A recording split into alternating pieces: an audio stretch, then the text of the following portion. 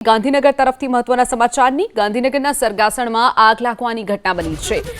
એમકેસી કોમ્પ્લેક્સમાં આગની ઘટના બની। સરગાસણના એમકેસી કોમ્પ્લેક્સમાં ભીષણ આગ લાગી હતી। બિલ્ડિંગના પ્રથમ માળે આવેલી ઓફિસમાં આગ લાગવાની ઘટના બની। ભીષણ આગના પગલે દૂર દૂર સુધી ધુમાડાના ગોટે ગોટા જોવા મળ્યા।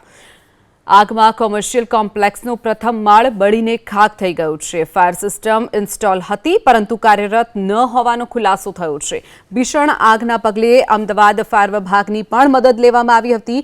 ગાંધીનગરના 3 અને અમદાવાદના 2 એમ કુલ 5 ફાયર ફાઇટરો ઘટના સ્થળે પહોંચ્યા હતા। પાણીનો મારો ચલાવી આગ પર કાબુ મેળવવાના પ્રયાસો હાથ ધરવામાં આવ્યા હતા। કાચના વેન્ટિલેશનના કારણે આગ પર કાબુ મેળવવામાં ઘણી અડચણો પણ ફાયર વિભાગના લોકોને પડી હતી। તો 5 ફાયર ફાઇટરની ભારે જહેમત બાદ આગ હવે કાબૂમાં આવી ગઈ છે। રવિવાર હોવાથી મોટાભાગની ઓફિસો બંધ હતી, જેના કારણે મોટી જાનહાનિ ટળી છે। પ્રાથમિક તબક્કે શોર્ટ સર્કિટથી આગ લાગી હોવાનું પ્રાથમિક તારણ માનવામાં આવી રહ્યું છે।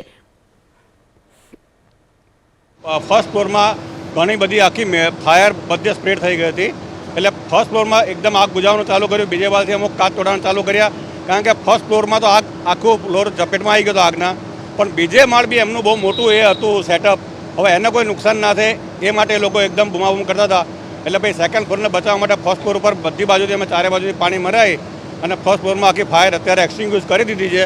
હવે થોડી ઘણી નાની એવી થોડી ઝીણી ફાયર છે અને થોડી ગરમી છે, હીટ છે, એટલે એને થોડું કુલિંગ કરવાની પદ્ધતિ ચાલી રહી છે। કે સર્વર રૂમ હોય, એમના યુપીએસ રૂમ હોય, એટલે 24 કલાક એના એસી ચાલુ રહેતા હોય, એટલે ક્યાંક આપણે પ્રાથમિક ધોરણે કદાચ કંઈક શોર્ટ સર્કિટથી કંઈક બનાવ બન્યો એવું લાગે છે।